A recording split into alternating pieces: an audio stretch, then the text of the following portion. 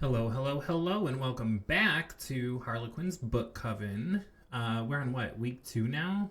Technically 3 because of the video that announced everything. It's not important. Well, we have some progress. So I have the 2 books up that we're currently reading. We finished Along Came a Spider. We talked about that last video, and now we are going to talk about the Damnation Game because we finished that as well. And I'm thinking about making my own video on that, like a separate one. Maybe we do a separate video for finished books.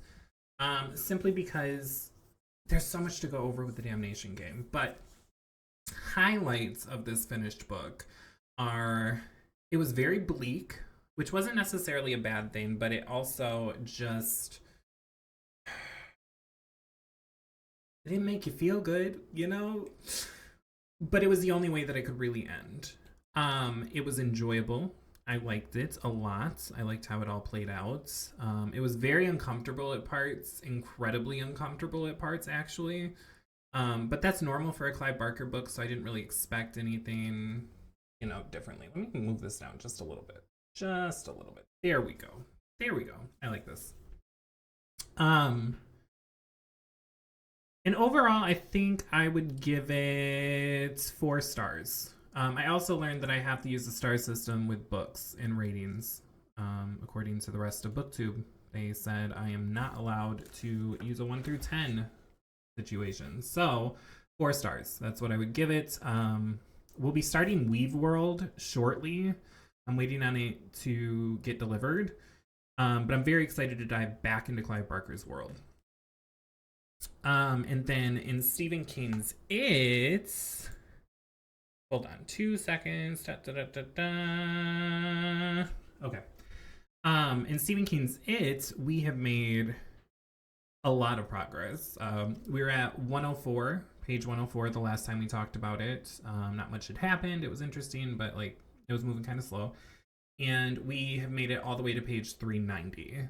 And that is, if my math is correct, 296? Is that the rate? No, 286. Somewhere around there. A lot of pages. I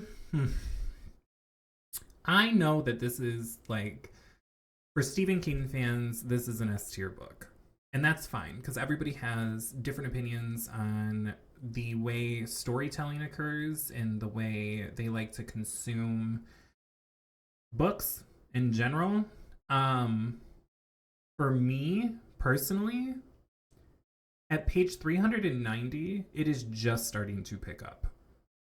It has been so unbelievably long-winded that at this point I'm just finishing it to finish it. It's not that I'm not interested in the Loser Club's stories or anything about them or the story itself. It's just taking forever to get from point A to point B to point C. It's taking so long.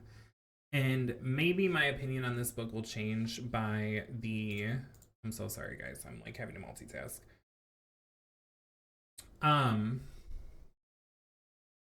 Where was I? What was I talking about? Oh, maybe by the end it will be okay. Maybe I'll be like, you know what? It was worth. I get why it was done the way it was done. And maybe it is. But it doesn't make the journey fun in a way that sometimes you watch a movie and you're like, my God, this movie is dragging and such a slow burn. And then you get to an ending that's really, really good and has an awesome twist. And you're like, wow, I love this movie. But you hated the journey to get there. And sometimes we do that. Sometimes we forget the journey because of the destination. And I think both should be fun and satisfying and entertaining.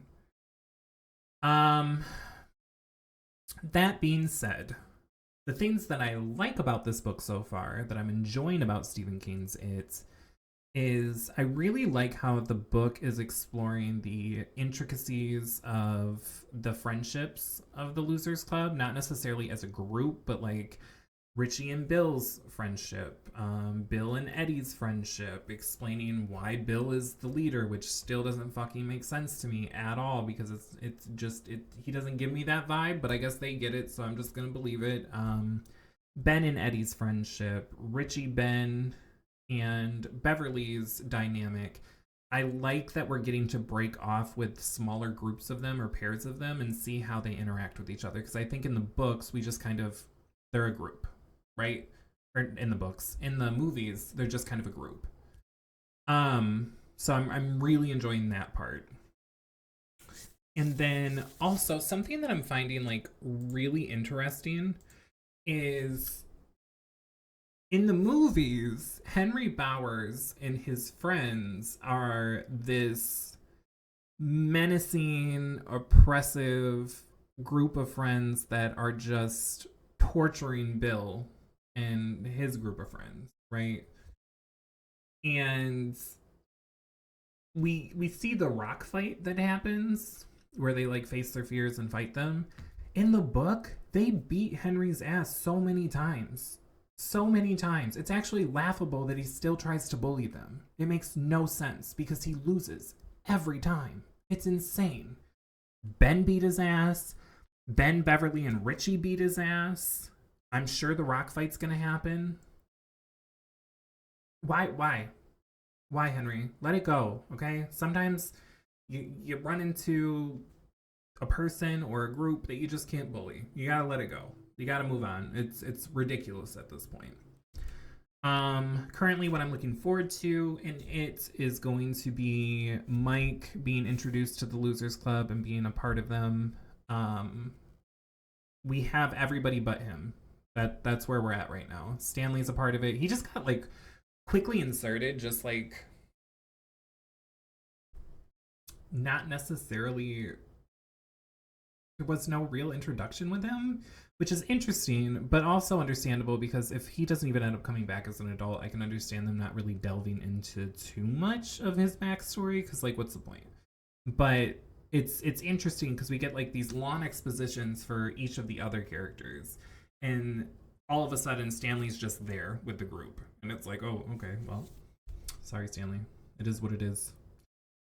And then I said we were gonna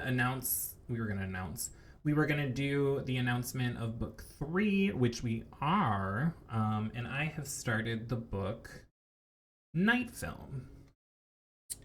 Now, I'm not very far in this because obviously I've been reading a ton of it to be able to make it as far as I did.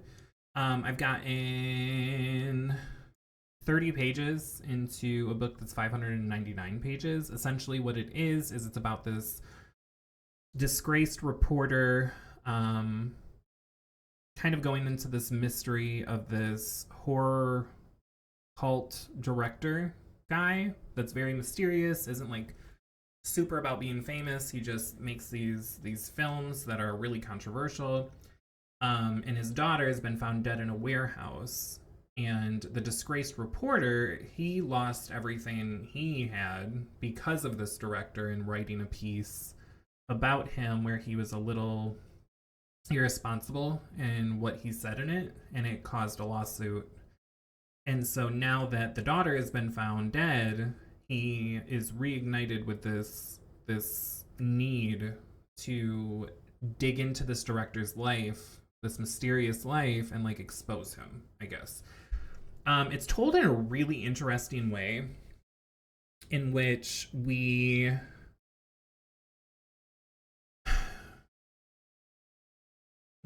get the normal narrative, and then there's like inserts of full-on newspaper articles. Let me see if I can get this. I should be able to get this on the camera because it's not hard to explain, but I feel like it's easier to see.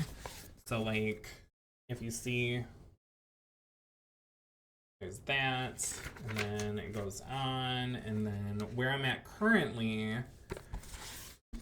they are about to go through a transcript of a phone conversation that's also like a picture, but like an actual transcript. So it's very interestingly written, and I like that. I like the way the guy describes things. I like how he does exposition. Somebody on the cover, the quote's like spellbinding, I think. I know it exists. Night Film, the gorgeously written, spellbinding literary thriller by the dazzling, inventive New York Times bestselling author Marisha Pessel, I think is how you pronounce it, will hold you in suspense until you turn the final page. And I can kind of get that vibe. It's very, very interesting so far. So that is my recap for the week. I do try to keep these around 10 minutes. I do want to just say that I wanted to jump straight into Weave World after Damnation Game, but all of the books I've read so far have been like dark, and I'm not gonna lie, it's affecting my mood a little bit, and so I kind of want to read something a little bit lighter. So we'll see. Weave World is supposed to be more fantasy, so maybe it's safer to read. But like it is dark. Damnation Game was dark. A Long Game of Spider was dark. Night Film is definitely going to be dark. Like I need a palate cleanser, and I don't know what that looks like, but we're gonna find it. So yeah. Until next time, I will talk to you guys later. Have a wonderful, wonderful week.